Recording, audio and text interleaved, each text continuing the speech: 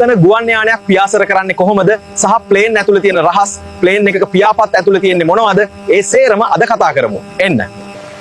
මේ පේනවා වගේ ගුවන් යානයක පියාපත් ඇතුළත තියෙන්නේ ඉන්ධන ටැංකි.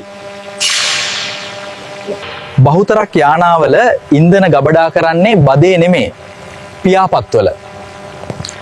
එදින් වෙන්නේ යානයේ බර සමබරව තබා ගැනීමට සහ පියාපත්වලට ලැබෙන අධික ලිෆ්ට් බලය නිසා ඔයා උඩට නැමීම වළක්වන්න.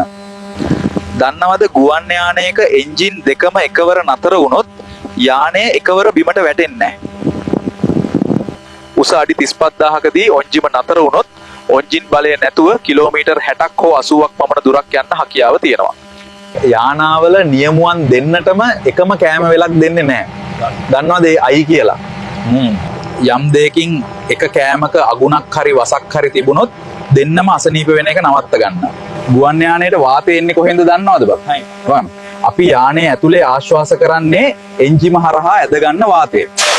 එන්ජිමෙන් ගන්න අධික රස්නය සහිත වාතය සිසිල් කර HPA ෆිල්ටර් හරහා 99.9ක් විෂ බීජ රහිතව කැබින් එකට එවනවා.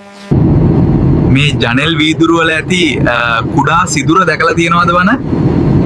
ඔහෙම තියන්නේ යානයේ ඇතුළත සහ පිටත වායු පීඩනය සමබර කිරීමට සහ ජනෙල් වීදුරුව මීදුමෙන් වැසී යාම වැළැක්වීමට. ගුවන් යානාවලට නිතරම අකුණු වදිනවා. නමුත් යානයේ බද සකස් කර ඇති ලෝහමය ස්වභාවය නිසා අකුණක විදුලිය යානයේ ඇතුළට යන්නේ නැතුව බද මතු පිටින්ම පිටට යනවා. එහෙන් ආයෙ දවසක සෙට් වෙමු. ඩොට මිස්ටර් පින්ටා ෆලෝ කරන්න. ජය වේවා.